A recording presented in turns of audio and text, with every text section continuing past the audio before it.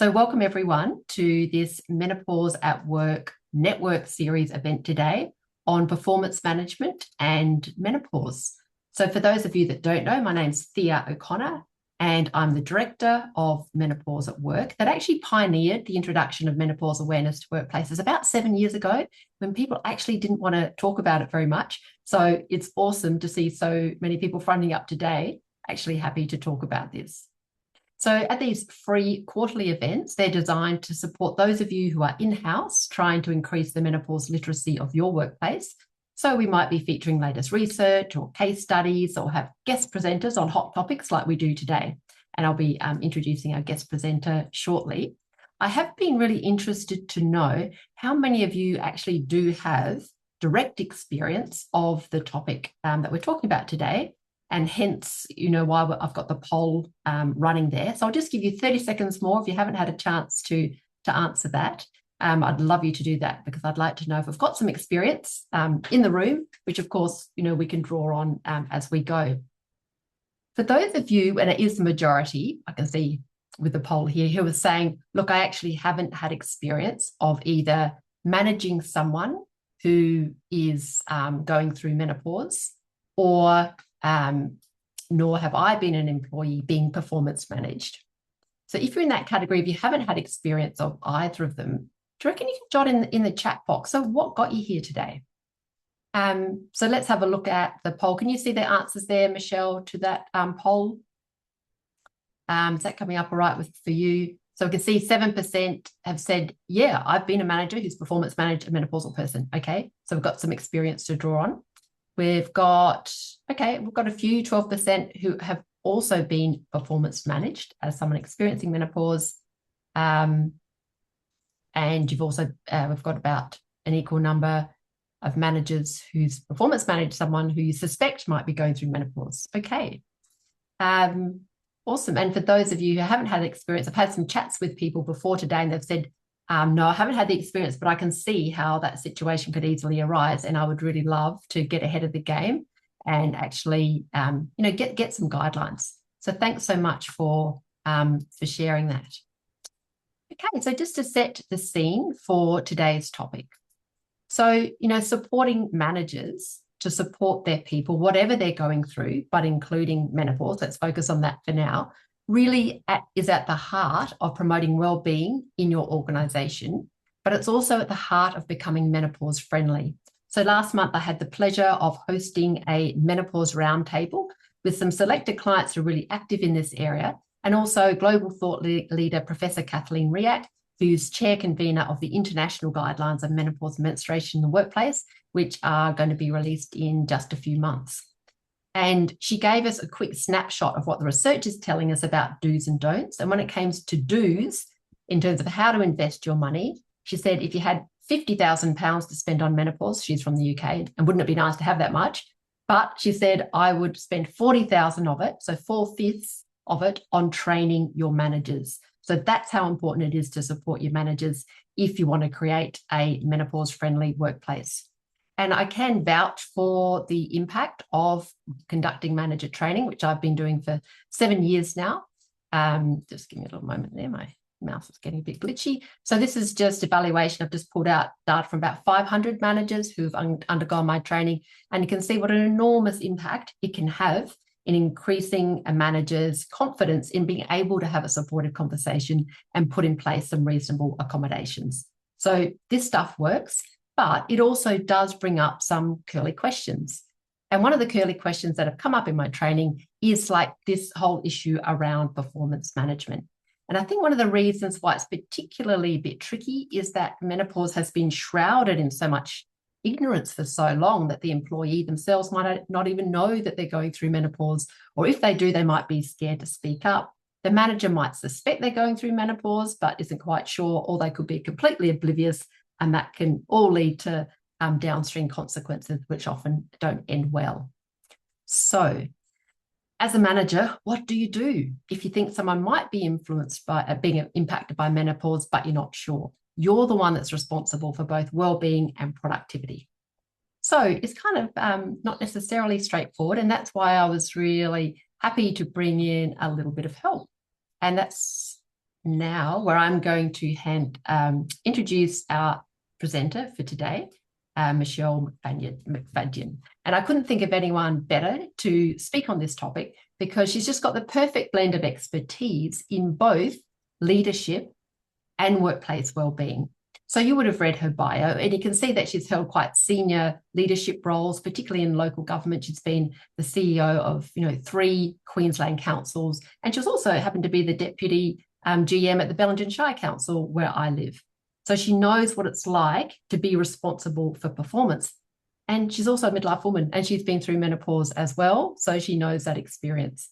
So thank you for bringing your leadership and wellbeing expertise today, Michelle, because Michelle now helps leaders in supporting their own staff wellbeing. So yeah, thanks for being here today, Michelle. Thanks for having me, Thea, and it's so good to see so many people online today. Yeah. So look, I thought we might start off on a bit of a personal note, if that's okay. So you've held many senior leadership roles over your career, and you've also experienced menopause while holding down those really high demand roles. What was that like?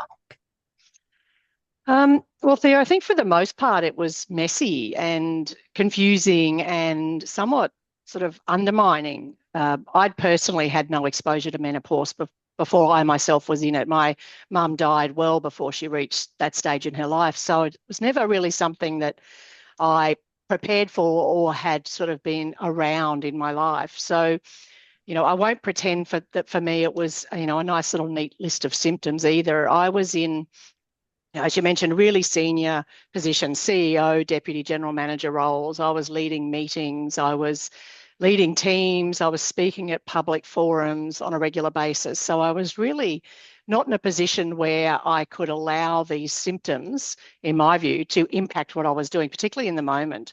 But from about 50 years old onwards, things that used to come really easily to me in the past were, I suppose, somewhat interrupted or impeded. And the most confronting part wasn't just the physical symptoms. It was the impact that those symptoms had on my confidence, my energy, my memory, my emotional steadiness, and also that sense of being able to trust myself. So some examples I could give would be, being in a council meeting. And these are fairly formal things if no one's been in them before. And you've got the mayor and the councillors.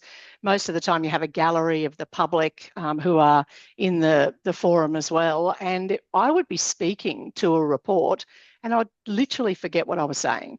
I would stop mid-sentence. The mayor would have to prompt me and say, hey, you're right. And I'd look at him and forget that I was even the one speaking half the time. So it really started to have a massive impact on my confidence. And that's what I mean by my ability to trust myself. What was happening to me wasn't something that I was familiar with. I didn't have a frame of reference for it. I'd have hot flushes in the middle of presenting to a public forum. I'd, as I said, I'd lose my ability to focus. So, and when you're in a senior leadership role, particularly in my career, a very male-dominated environment, local government, you're already operating under scrutiny and you're expected to be sharp and composed and available and decisive. And I was really aware of that and the impact these symptoms were having on me. And so I think the conversation we're having today matters because capable women can really start to look less capable, I suppose, when something significant is happening underneath the surface. And I know that from personal experience, but I also know that from my work in mental health and workplace wellbeing. So yeah, it was messy. That sum it up. I think it was messy and it was a little bit frightening. For sure. So you're not one of those female leaders who I sometimes hear about who will say, they breathe through menopause and all this menopause stuff is just an excuse for poor performance. Sounds like No, definitely not me. you know what it's like to be literally in the hot seat. Absolutely. Yeah. So then you also had that experience of, as a leader, you had to address staff wellbeing issues in your staff as well and still be accountable for results. I mean, we're not all, wellbeing organisations. You've got to deliver on something, don't you? So what was that piece of it like?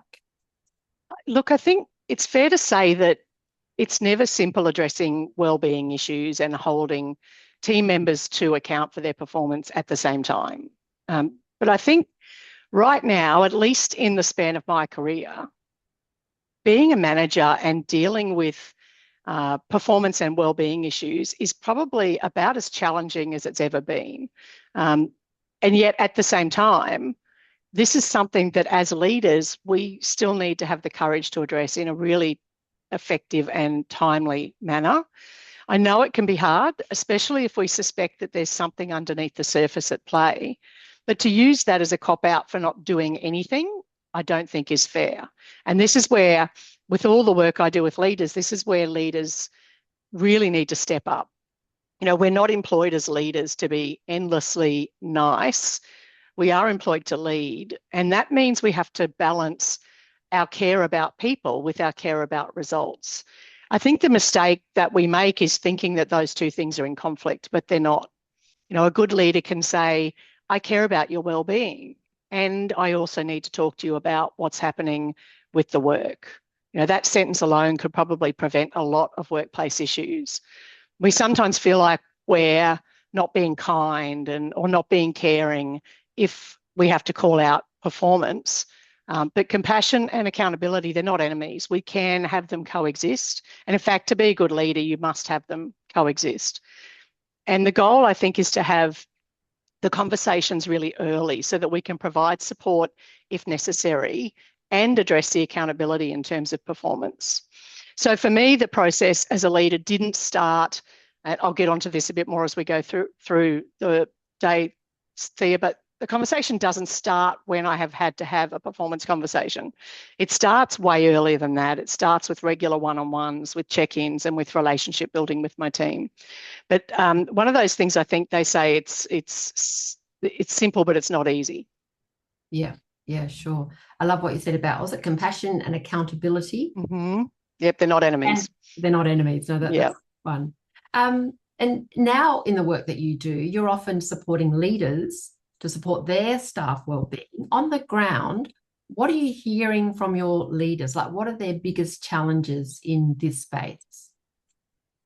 That's a really good question. And I do actually ask this of the people that I work with. And let's say for the last 2 years, I've worked with over 500 leaders in this space. And there are 3 things that I hear most commonly. And the first one is that managers are scared.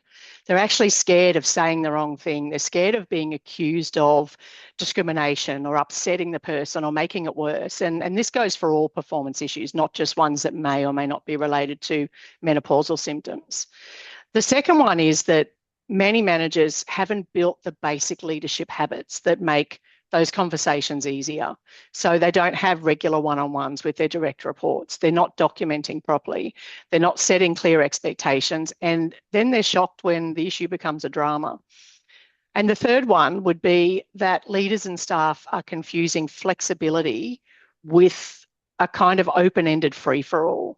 Flexibility and reasonable adjustments in the workplace, they should be thoughtful, they should be documented, reviewed, and connected to the role.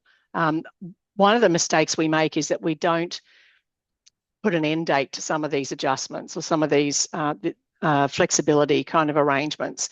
And that can create resentment in the team and confusion for everyone, including the employee. So they'd be the top 3 things. Managers are scared.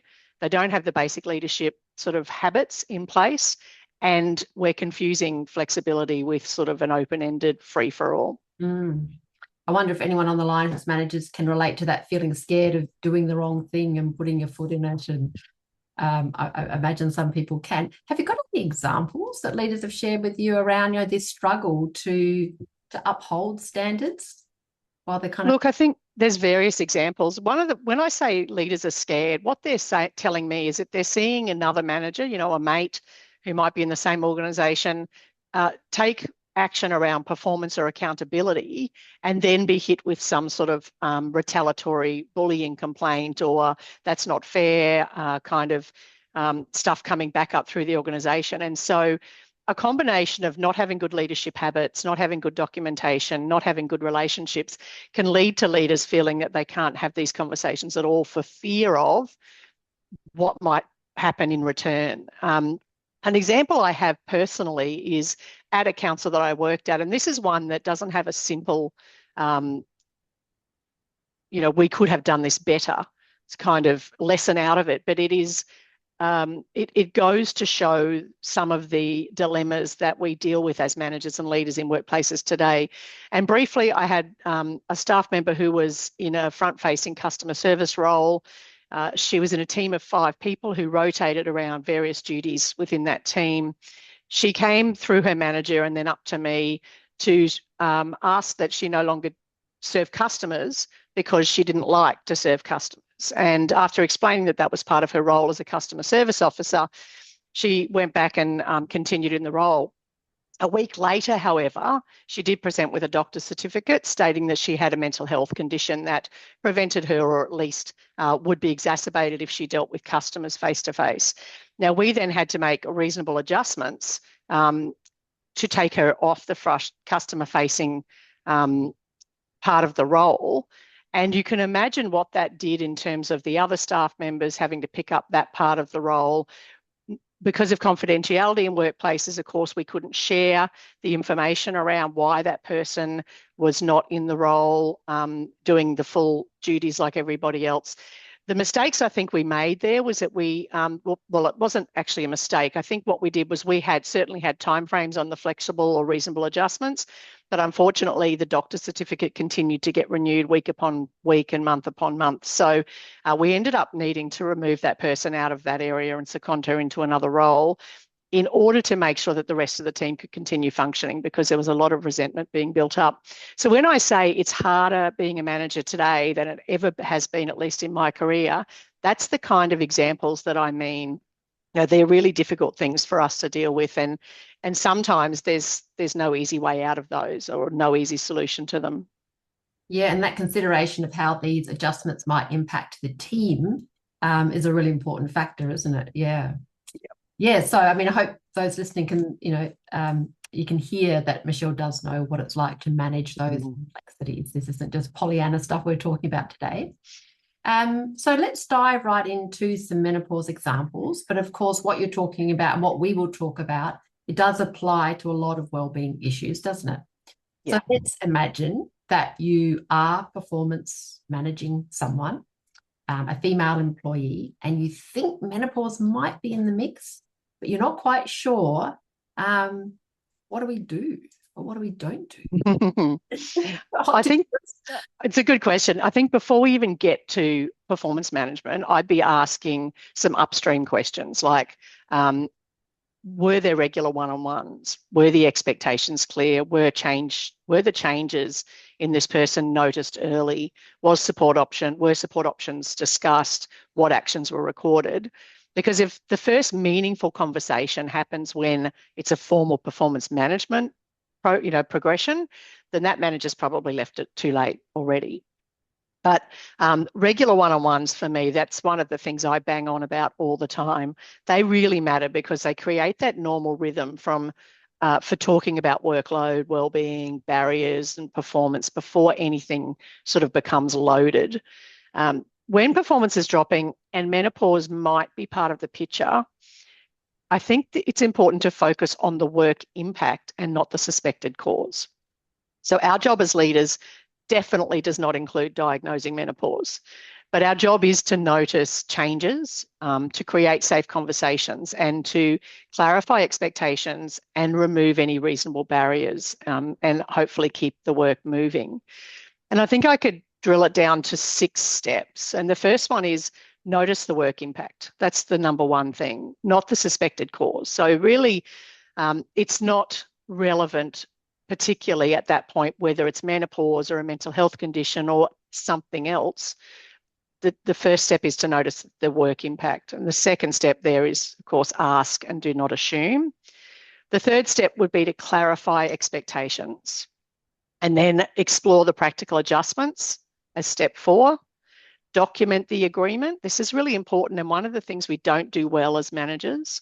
And then the 6th step would be to review and adjust. That is just as important as putting the practical adjustments in place. And I think what helped me was coming up with my own words for scripts, I suppose, that would be helpful for me to start a conversation at least. Things like I've noticed. I use that a lot when I'm having these conversations. I've noticed a few changes recently. Deadlines have been harder to meet and there's been a couple of accuracy issues that are unusual for you. I wanted to check in early, understand what might be getting in the way, and talk about what support and adjustments might help. It's a lovely way to lead into a conversation. So I think I would manage it in respect of having a bit of a framework, noticing the work impact, asking, clarifying expectations, exploring the practical adjustments, documenting the agreement and reviewing and adjusting that agreement. We don't have to diagnose. We don't actually have to understand what it is that's happening with the person. They may share it with us. What we do need to understand is what is the impact on work and what can we do to support that person through this phase. Yeah, I really love that, just keeping it tight. And because often one of the questions that comes up is, well, should I say anything? And I say your job is to notice the changes in behavior that are relevant to work or relationships. And you can't go wrong there. And like you said, don't make assumptions. That was a great, next second point about what that's about. So even though we're not diagnosing, would you ever perhaps just say, are there any health conditions contributing to what's going on for you at the moment? Yeah, I think I would leave out the word health conditions and maybe say something like, is there anything affecting your work at the moment that would be useful for me to understand? Yeah, nice. Yeah. Yeah. Yeah, good one. And the review and adjust is also so important, particularly for menopause, isn't it? Because we all know it's an ongoing feast, isn't it? The range of different symptoms you can have over different time frames. And so that's, even more important, I think. So I think you've kind of answered this already, but it's interesting how many times in my manager training I'll say, no, it's not your role to diagnose, and they'll come back and go, yeah, but I really think she's going through menopause. Should I say I think you're going through menopause? Oh gosh, no. Please don't. The diagnosis belongs with the health professionals, and unless you are actually a health professional, that's something I'd steer clear of. You can work with symptoms and impacts without needing the diagnosis. So, for example, if someone is struggling with sleep or focus or memory or hot flushes or any of the things we might relate to menopausal symptoms, the practical question might be simply, what is affecting the work? What can reasonably be adjusted and what still needs to be delivered? I think at a team or organisational level, and you do this brilliantly, Thea, with all the work that you do, we can normalise awareness of menopause. And that's another important thing. So rather than calling it out and saying, I think you might be menopausal, what we might do, particularly if the person is exhibiting symptoms of menopause, but in their themselves don't think they're going through menopause or unaware of that, like I wasn't to start with, normalising awareness, sharing resources at a broader level as a leader, including menopause in general wellbeing conversations, training managers, the stuff that you do in this regard, Thea, is really important, and making it part of the normal workplace health conversations. Yeah. But I do believe if you have a strong, appropriate relationship with the person and you have your own experience that might be relevant, so example for me, having been going through, still in menopause, and experiencing those symptoms, I might choose to share that carefully. But that's different from me projecting my experience onto somebody else. Yeah, for sure. And just on that last point, so I do evaluate all my manager training. And when I was working with Queensland Teachers Union, I was lucky to be able to do a really comprehensive organisational approach. So we could actually do, baseline and follow-up survey data. It was awesome. So when we followed up, not just the immediate post-training manager training workshops, but about a year later. And we asked the employees, have you had conversations with your manager and how did they go? The vast majority were positive, but the ones that didn't go well, they said the manager relied on her own experience. And so we have to remember every menopause is different. And like you said, a little drop of personal experience can help build rapport, but then you've got to get yourself out of the way. Yeah. So that one. And I also loved your first point about, in the end, you can get almost any wellbeing conversation down to the symptoms, insomnia, brain fog, they can be caused by a whole range of things, and which particular work tasks are being affected, because not every work task is going to be affected, is it? It could just be exactly you need to work on your memory during that meeting.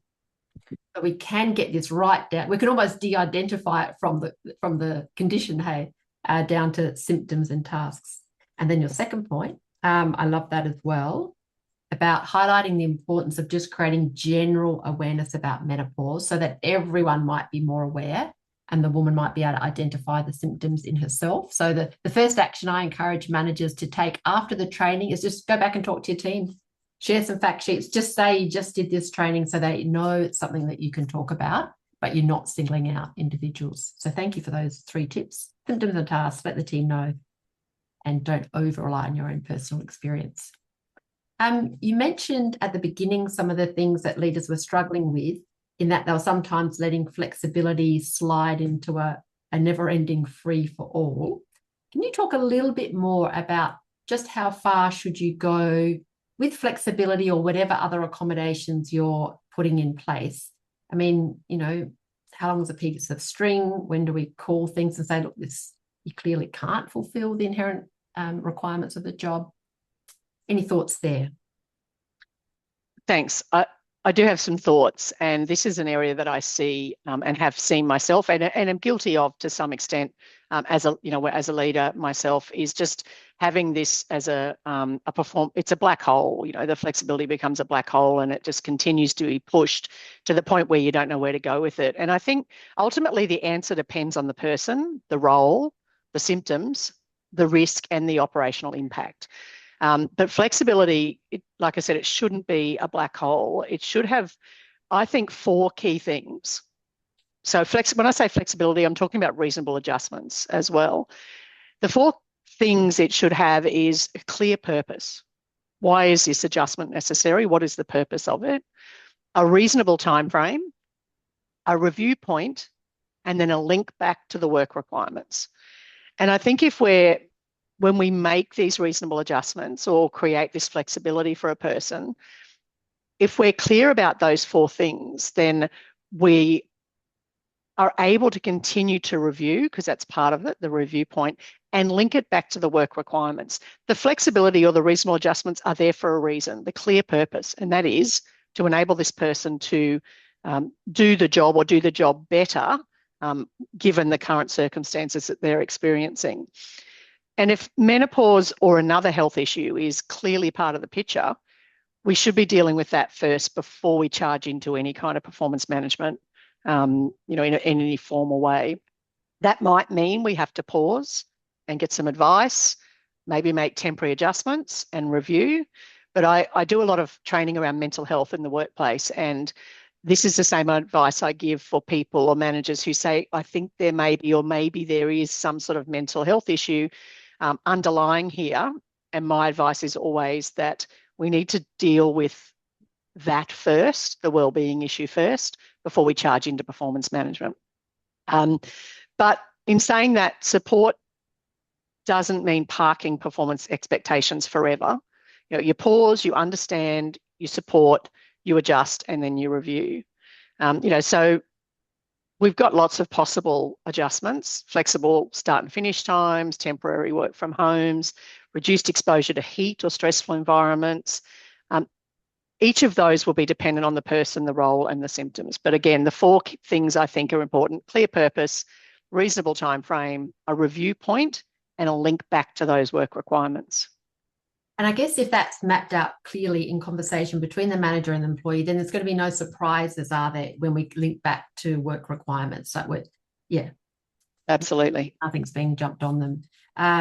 You mentioned where if it does emerge that menopause is at play, let's address that first, and that's great. And I think one thing that managers need to be aware of is that it can take women 2 years to get to a doctor who knows what they're talking about. So the manager has to be, but that might not work for the workplace. So I would recommend for any workplace, one of the best resources you can provide is a list of menopause-friendly doctors, so that you can point them in the right direction so that they don't have to wait a ridiculous amount of time. That's sign pointing to effective menopause practitioners is a brilliant workplace resource. That's a great resource. And look, I can put my hand up and say I probably have only recently in the last year or so found a doctor who has menopause awareness to the point that is helpful for me in going through that journey. Yeah. And so how long was that from the time? Well, I'm 57 now, so the symptoms started with a vengeance at around 50. Yeah. So it's a long Yeah. journey, isn't it? Yeah. Absolutely. Yeah. So that is something for managers to be aware of. But the good thing is more, things are finally changing. And just as a little plug, I discovered a really great resource recently. You can go to the Where Do You Find Menopause Friendly Doctors, ask around, ask your colleagues, start a list. There's the Australasian Menopause Society that's got a list. But there's also a wonderful, relatively new resource for Hub. Sorry, I'm trying to type into the chat into the wrong thing. Just bear with me. You know what it's like multitasking when you're menopause. Where's the meeting group chat? There we go. It's just called Healthy Hormones, and it's run by 2 GPs, and they have brilliant resources there, interviews with the latest experts, protocols, how to talk to your doctor. That's another one to add to your workplace resources. Okay. So let's now flip it and imagine that you are a woman and you're being performance managed and menopause is in the mix. And I, recall there are some people who've been in that experience. So if you have got any tips, in retrospect, please throw them in. But any thoughts about, I guess, ideally how not to end up being performance managed when menopause is largely at play? But then how to advocate for yourself when you find yourself in that position. Yes, I do have some thoughts. We know that employees don't have to disclose menopause, as they don't have to disclose many personal issues that they may be having. But if the symptoms are affecting your work, as it was for me, silence can sometimes make things worse because the manager, my manager, for example, would only see the output, not the context. So you need to decide, I think, what you're comfortable sharing and what the benefit would be. So read the room. If you do disclose, be quite matter of fact about it. Name it, claim it. It's no big deal. And I think that helps to set the tone. But bear in mind, as you mentioned, Thea, and we have mentioned earlier, that your manager might not actually know much about menopause. So you may need to do a bit of educating. That's not ideal, but it's often the reality. If you are already in performance management, you can ask what specific performance standards are not being met, what success would look like. They're really important questions.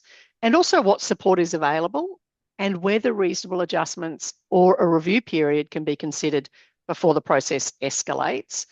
I think comments like, or statements like, I'm experiencing some health symptoms that are affecting my sleep, concentration and energy, and I'm seeking advice, and I'd like to talk about some temporary adjustments so I can keep doing my role well. And of course, if you do know that your performance has slipped, that there have been, some issues with your performance, you can acknowledge those. I acknowledge that there are performance concerns. I also want to place on the record that health symptoms related to, and if you're comfortable sharing, menopause, perimenopause, may be contributing. I'm seeking advice and I'd like to discuss some adjustments and a review period before this proceeds further. So, as a manager, and if you put yourself in that position, if we don't know something's going on underneath the surface, then we can't support you. So the same is true if you're the employee. So read the room. What do you feel comfortable sharing? And share to the extent that it's matter of fact. And this is how it's impacting my work. This is support I'm seeking in terms of reasonable adjustments. And here's my commitments moving forward. Nice, good one. Thanks for sure. Yeah, it's interesting that thing about, there is, we know, a big tendency to want to try and hide menopausal symptoms, although sometimes that's not that easy. That has been the status quo up until very recently. But it can absolutely make things worse because the perception might just then be of an incompetent person rather than someone who's dealing with some significant menopause symptoms. And I always think of the brilliant, well, it's now become brilliant. Did anyone see the video clip of Imogen Crump, the ABC journalist, who was being interviewed, live on air, and she starts to stumble and she's missing her words. And if we didn't know that she was about to hot flush, which she subsequently named, she would just look incompetent. But then she just put down her paper and she said, look, I'm having a hot flush live on national television. And oh my goodness, And then we knew what it was all about. They dealt with it brilliantly. They gave her just a minute or two to recompose, took the camera off, didn't assume that she couldn't do a job, panned back, and she was off again. So the power of naming it was, it's like, oh, she's not incompetent. She just got a bit distracted by the hot flush. Many of us for sure do need a little bit of bolstering to be able to do that. And if you're in performance management, your confidence might be a bit shaken. So sometimes a little bit of coaching to help you with speaking up in that matter of fact kind of manner can be really helpful. We're going to open up to questions shortly, but perhaps we might just before we do that, should we just briefly touch on some of the relevant legislation for managers to be aware of, which you may already well be aware of. But, I'm thinking things like psychosocial risks, they're pretty hot at the moment. Yeah. I'm going to make some comments about that. Look, I think the key one is the psychosocial hazards. Menopause itself is obviously not a psychosocial hazard under the code or under the legislation, but that is certainly a good place to start, because the way that work is designed, the way that work is managed, and the way that we respond to hazards at work and these things can create or worsen psychosocial risks. So, for example, psychosocial risks include things like the high job demands, poor support, poor organisational justice, poor change management, low role clarity, et cetera, et cetera. So the WH&S issue is not woman has menopause. The WH&S issue is whether the workplace is ignoring foreseeable risks, allowing stigma, overloading people, or failing to make reasonable and practical adjustments. So I think a focus on the work, asking respectful questions and involving HR early and documenting it properly is also another good piece of advice in terms of making sure that we're meeting our requirements under certain pieces of legislation. So you'll mention some too, Thea, I'm sure, but Safe Work Australia, the psychosocial hazards stuff, the Human Rights Commission, there's a Senate inquiry regarding workplaces, encouraging them to develop menopause and perimenopausal workplace policies. So there's a lot of things we can lean on, but ultimately I think it comes down to anti-discrimination and the psychosocial risks. Yeah, I think they're the two most relevant ones. And just on the legislation related to discrimination, essentially I was part of the Senate inquiry, and some law firms were pushing for menopause itself to be recognised as a protected characteristic, so that the law would say you can't discriminate on the basis of menopause, but it was deemed that the existing legislation on age, sex, and disability was adequate to cover menopause. So, for example, you can't discriminate on the basis of sex. So if someone was unfairly treated because of their hot flushes or cognitive symptoms, and a man in a similar situation wouldn't have been treated unfairly, that could be considered discrimination on the basis of sex. With the disability legislation, as managers, you would all know that if someone has a disability, you're legally required to put in place some reasonable adjustments. Now, menopause is not a disability, and that's not the branding we want to give it. However, for those that have the severe and long-lasting symptoms that do impact long-term performance, it can legally be regarded as one, and therefore the employer would be obliged. And there have been a few cases in the UK that deemed menopause disability. But, that's the extreme end scenario. But it's a reminder that if we just take this approach of the early conversations and put in place the simple adjustments, that's going to be great for the person, but it will protect you as well legally as the employer. And then there's age discrimination. And of course, for the vast majority, women experience menopause, midlife. And, if it was seen that maybe there was assumption that your capability was going to reduce just because you're an older woman, well, that, could amount to age discrimination. So they're the three most relevant ones. In the UK, last year, they had over 200 workplace tribunals that were menopause related. We're yet to see that coming to Australia, but I think it's not too far away. And interestingly, the successful cases were due to either disability discrimination, so the employer was found not to have made the necessary adjustments, or harassment. So harassment would be one of the psychosocial risks. And oh my goodness, how many jokes do we hear cracked about midlife menopausal women, or eye rolling or demeaning comments? It's like, so many. A number of workplace tribunals were won on that basis. So that's just probably some of the most relevant legislation to be aware of. But Michelle, you've given us brilliant food for thought, and there's been wonderful comments in the chat. And Michelle does have some resources to share at the end of the day, so fear not in terms of needing to ask her to repeat things. So I know you've been making a lot of chats, but I haven't been able to see if some of them are questions. So if anyone does have any comments or questions you'd like to feed into the conversation now, you can either pop your hand up if you're happy to get on the mic, and that's always great if you would like to do that, or just pop something in the chat box. And I'll just give a moment for that. And it can either be experiences to share, or so there's one there from Anne. Anna, can you see that, Michelle? Yeah. I'll Yes. just put it out for the recording. What do you do when you work in a team where everyone is at this stage of life and it's less easy to redistribute work? That's a very practical.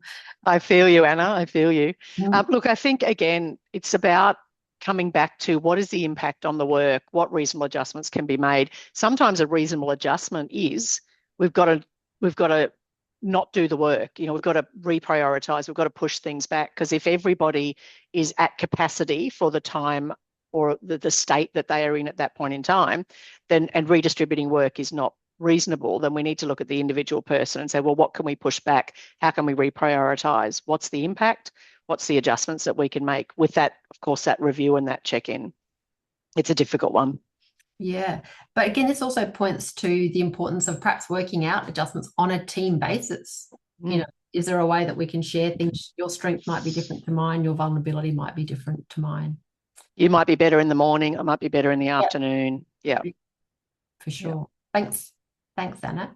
Any other comments or experiences you'd be happy to share? Vicky, go for it. Nice to see you. You can't keep me quiet very long, Thea, so thanks for having us here. Thea, you've seen a lot of my journey through my menopause experience at work. And I've been predominantly quite well supported by my managers mostly.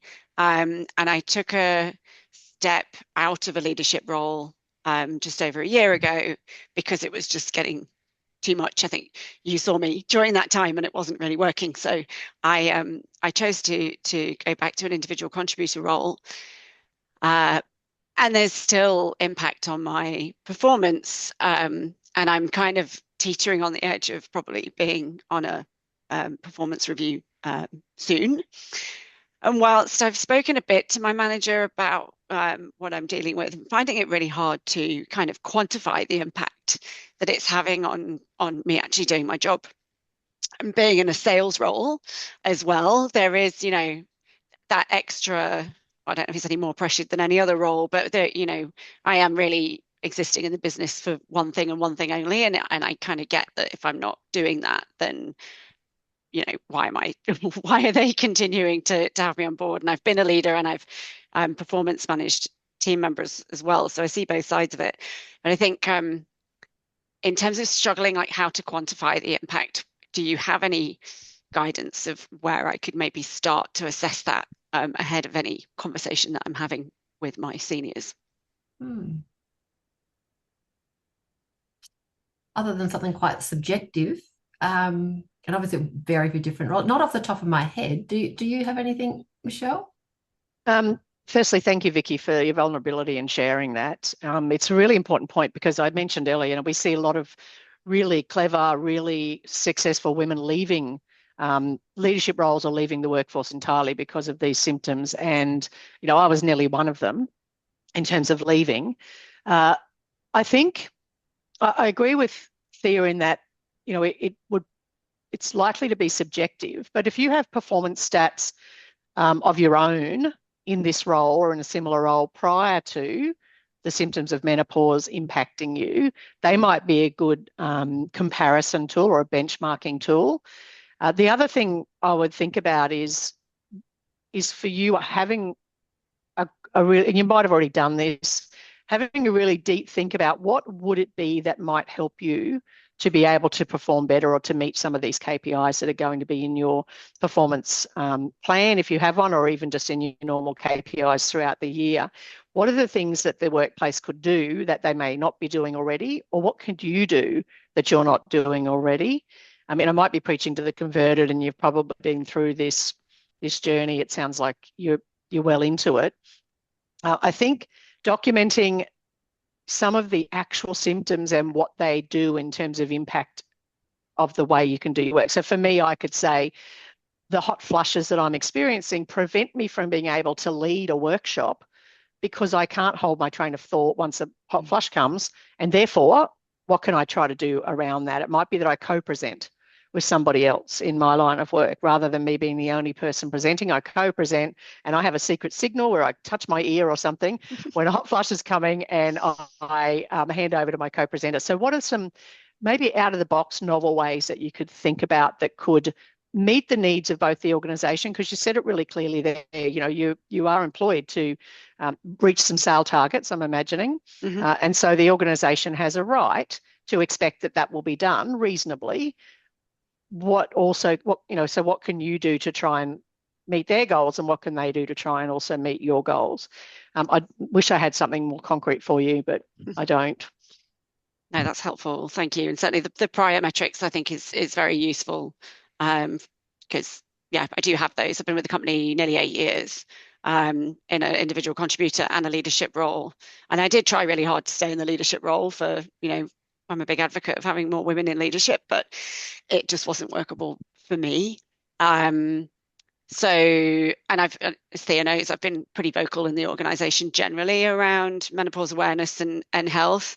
And I think I've recently had a change of senior leadership as well, who is a younger male who's come over from a different region, doesn't know me very well, and I haven't had a conversation with him at all about menopause yet, nor would I'm comfortable doing so at the moment. So I think it's just kind of juggling those things. But thank you, that's helped. I can certainly have a moment to put pen to paper about that and look at how I can communicate it better. I think that's probably where I'm at now. Thank you. Yeah, and look, Vicky, just in the chat, Joanna has mentioned there, you know, is it reasonable for your work to make expectation adjustments whilst you're having these symptoms? And that is also something that you could talk to your work about. You know, let's say your KPIs are X, Y, Z. Is it reasonable that for the next, and again, reasonable adjustments are about having a flexibility, but a time frame. Is it reasonable for the next, say, 6 months that this is what I'm looking to achieve, which may be somewhere between what they want and what you're currently achieving. So it's still a stretch for you. It's still a give for them. You know, they're giving a little bit on their side. Also, the other thing to think about, Vicky, potentially is, are there other parts of the business that you think you could do really well that don't involve that face-to-face or one-on-one sales kind of core stuff? We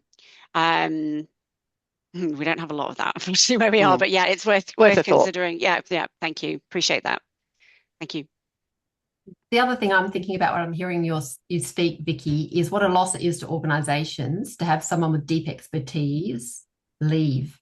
And I'm wondering if in the conversation, you know, you might be able to lead, not leading with the negative impacts, but leave. I've got deep expertise here. It would be such a shame for the organisation not to, you know, make use of me somehow. And just remind them you've got deep expertise. You just might need to do things a bit differently. I think, you know, because, you know, professional confidence, you know, we know that's a vulnerable thing, don't we? So I'd be kind of leading with your strengths as well.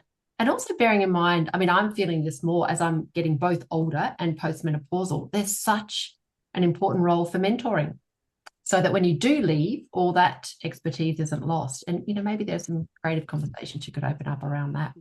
Yeah. Thank you. People are chiming in with some great I'm trying to leave some space for that. Thank you for that. Yeah, thank you. Thanks for sharing that example, Vicky. Really appreciate it. I like Melanie's example here. During perimenopause heavy bleeding, I had the opportunity to work with a co-presenter on 45-minute shifts, stuck me out to the toilet. It was really helpful. Perfect. And what I find is if you just get people talking and brainstorming, you can often come up with, you know, very specific creative solutions that work for that person in that role. So the key is just being able to talk about it. Thanks for that example.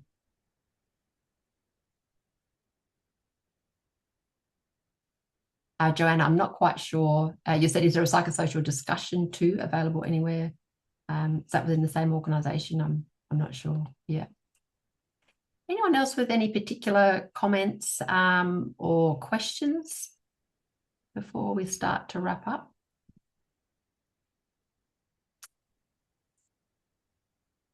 It doesn't look like it. So look, I might loop back to you, Michelle, and just, in a bit of a sum up, I guess, what are some of the most common mistakes you see leaders make when it comes to managing staff wellbeing that you don't want anyone on this call today to be repeating after today's session? I think these are the most common mistakes that I see managers make in terms of the work I'm doing now when I work with leaders and managers and organisations. And I'll put my hand up and say these would be the most common mistakes I made in my leadership journey as well. And the first one is closing my eyes and hoping that it goes away by itself, the issue, or waiting too long to address it. And, 99 times out of 100, it's not going to go away by itself. And in fact, it's almost always going to exacerbate or become a bigger issue. But waiting too long, if we have to wait until the wheels are falling off, then we've probably not done our job as a leader or a manager in the first place. So that'd be the first one. I think the second one is, and goes hand in hand with number one, is not having regular one-on-ones. I mentioned before, I bang on about this. I do training in this. This is where our early warning signs can show up, and it's where we can build relationships. Without them, issues often arrive as surprises. So regular one-on-ones. Third one is having the compassion piece, but not having the accountability piece. That's a mistake I see leaders making all the time. Support does not mean pretending that the work doesn't matter anymore, because the work still does matter. And I think a couple of other ones would be poor documentation. We don't want to write War and Peace, and we don't want to feel like we are getting ready to stand in front of a tribunal all the time, but we do need to take notes. Our memories aren't great, particularly, in terms of my memory in menopause. So poor documentation is a big one, and poor documentation is one of the errors I see we make. And the final one would be treating those flexibility arrangements or the reasonable adjustments as permanent without review. We need to have review points in there always. Yeah, awesome. Thank you. Thanks for that succinct summary. And everything that you've said has also just reminded me of how important it is just to do the general awareness raising in workplaces so that people aren't operating in so much ignorance, whether that's the employee or the manager. So I'm aware some people will need to leave on the hour. So before we turn off the recording and have a bit more of an informal chat, we've got Michelle's contact details here. And Michelle, do you want to just drop in the links in the chat? She's got some resources based on what was shared today. So that's very generous of you. Thank you. Thanks, Thea. I've dropped that in there. I just wanted to say there's two things there. So when you go into that page of my website, there are the first two tiles. You'll see conversations script pack. So I've actually created a 6-page conversation script pack that will be really useful in terms of going through it. It includes all those steps that I mentioned earlier. And then there's a 1-page sort of prettier document, which is the conversation framework, which has those steps in it as well. And if I missed anything in there that I spoke about today, I don't think I did, and you're still wanting it, I saw there were some comments, what were those steps again? If it's not in there, just send me an email and I'll make sure I send something off to you. Yeah, thanks so much, Michelle. No problem. Michelle is also just great at training leaders to be leaders, to actually step up and do that accountability piece. And if anyone wants, more information about training your managers, feel free to get in touch anytime. So thank you everyone for showing up.